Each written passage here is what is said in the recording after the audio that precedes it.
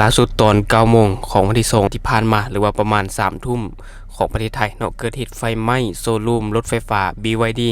อยู่ที่หน้าศูนย์การค้าเวียงจันทร์เซ็นเตอร์เนาะเดี๋ยวเราไปเบิ่งในข่าวนํกัน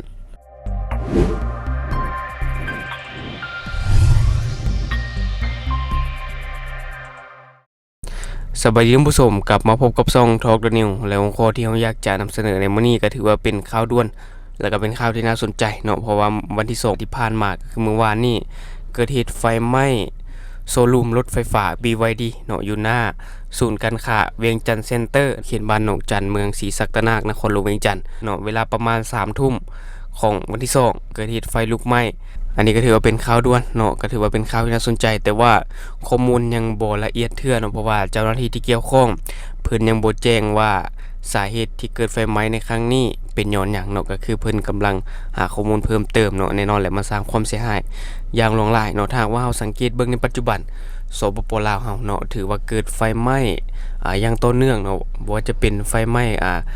แต่น้อยหาใหญ่เนาะอย่างเช่นไฟไหม้เสาไฟบ่อย่างต่างๆอันนี้ไฟไหม้เสาไฟนี่ทางว่าเฮาสังเกตมันจะพบตลอดเนาะในช่วงที่ผ่านมาแต่ไฟไหม้รถนี่มันบ่เห็นโดนแล้วเนาะอันนี้ก็น่าจะบ่แม่นไฟไหม้รถดอกเนาะแต่อาจจะเป็นตามเฮาสันนิษฐานเนาะอาจจะเป็นหยังว่าไฟลัดวงจรบ่เป็นหยังต่างๆเนาะอันนี้น่าจะบ่แม่นไฟไหม้รถแต่ก็ถือว่ายังดีเนาะท่านผู้ชมที่เหตุการณ์ไฟไหม้ในครั้งนี้บ่เฮ็ดให้รถระเบิดเนาะเพราะว่ามันจะไหม้ตามสังเกตแล้วมันจะไหม้เพดานอยู่ข้างเทิงแล้วมันจะมีชิ้นส่วนของไฟไหม้แล้วนะมันโยดมันตกลงมาที่พื้นนะเนาะอันนี้ก็ถือว่าเป็นตาย่านหลายอันนี้ถ้าว่ามันไหม้หลายเนาะถ้าว่ามันไหม้หลายแล้วเจ้าหน้าที่ที่เกี่ยวข้องหรือว่าเจ้าหน้าที่ดับเพลิงบ่เข้าไปดับไฟทันเหตุการณ์เนาะมันอาจจะเกิดให้ไหม้รถแล้วก็เฮ็ดให้ระเบิดได้เพราะว่ารถไฟฟ้าแน่นอนมันมีแบตเตอรี่เป็นบ่ท่านผู้ชมแน่นอนถ้าว่าแบตเตอรี่มันระเบิดมันก็อาจจะสร้างความเสียหายหลวงหลายกว่านั้นนะท่านผู้ชมแต่ว่ายังดีที่เจ้าหน้าที่กู้ภัยเพิ่นได้เข้าไปดับไฟ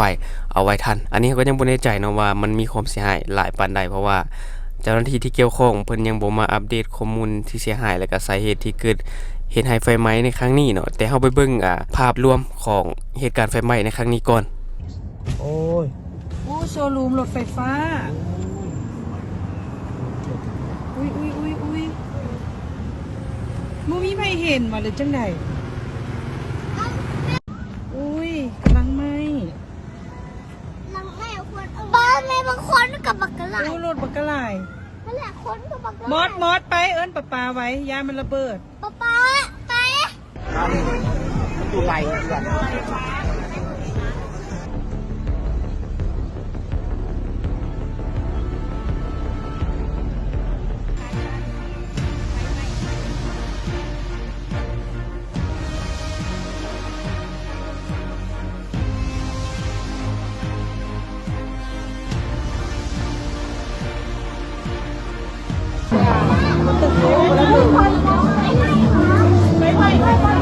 และที่ผ่านไปก็คือภาพเหตุการณ์ที่ประชาชนได้ถ่ายเอาไว้นะท่านผู้ชมถ้าว่าเราสังเกตเบิ่งแล้วมันก็มีความเสียหายหลายอยู่เนาะแต่ว่าก็ถือว่ายังดีที่บ่เฮ็ดให้รถระเบิดเนาะบ่ไหม้รถเพราะว่าแน่นอนแหละโชว์รูมรถไฟฟ้าเนาะรถไฟฟ้ามันให้มีความเสี่ยงที่จะเฮ็ดให้เกิดระเบิดหลายเนาะมันบ่ท่านผู้ชมถ้าว่ามันไหม้อย่างรุนแรงขนาดเนาะมันไหม้อย่างรุนแรงแล้วเฮ็ดให้รถไฟฟ้าระเบิดนี่แน่นอนมันยิ่งสร้างความเสียหายแล้วก็เป็นวงกว้างเลยแหละมันบ่แต่อันนี้ก็ถือว่ายังดีอยู่และท่านผู้ชมคิดเห็นแนวใดกับเหตุการณ์นี้เนาะก็สามารถฝากไว้ในใต้คอมเมนต์ของเราแล้วเราจะเข้าไปอ่านแล้วก็ตอบแลกเปลี่ยนประสบการณ์นำกันนะท่านผู้ชมและอันนี้ก็คือข้อมูลเล็กๆน้อยๆที่เราเก็บมาฝากท่านผู้ชมในมื้อนี้ก็ถือว่าเป็นข่าวด่วนเนาะในเมื่อวานนี้เวลาประมาณ3ทุ่มของประเทศไทยหรือว่า9โมงของลาวเนาะที่เกิดเหตุการณ์ไฟไหม้ในครั้งนี้จังได๋ก็ระมัดระวังเอานะท่านผู้ชมเพราะว่ายิ่งเป็นฤดูร้อนก็อย่างที่เราบอกไปเนาะยิ่งเป็นฤดูร้อนโอกาสที่จะเกิดไฟไหม้หรือว่าโอกาสที่จะเกิดระเบิดอย่างต่างๆเฮ็ดให้เครื่องใช้ไฟฟ้าระเบิดอย่างต่างๆนี่มันมีสูงเนาะเพราะว่ายามร้อนถ้าว่าเราใส่เครื่องใช้ไฟฟ้าหลายเกินไปว่าจะเป็นหม้อกระทะบ่อย่างต่างๆเนาะที่เฮ็ดให้มันร้อนเกินไปหรือว่าเตารีดอย่างต่างๆถ้ามันร้อนเกินไปแน่นอนโอกาสที่มันจะระเบิดมันก็มีสูงหมดท่านผู้ชมยิ่งเป็นยามร้อนยิ่งต้องระวังอันนี้ก็ฝากเตือนกันเอาไว้เนาะและทั้งหมดก็คือสิ่งที่เราอยากจะนำเสนอในมื้อนี้สำหรับท่านใดที่มีความคิดความเห็นก็สามารถฝากไว้ได้ภายใต้คอมเมนต์ของเราแล้วเราจะเข้าไปอ่านแล้วก็ตอบแลกเปลี่ยนประสบการณ์นำกันอย่าลืมสนับสนุนกันโดยการกดติดตามช่องขอขอบใจ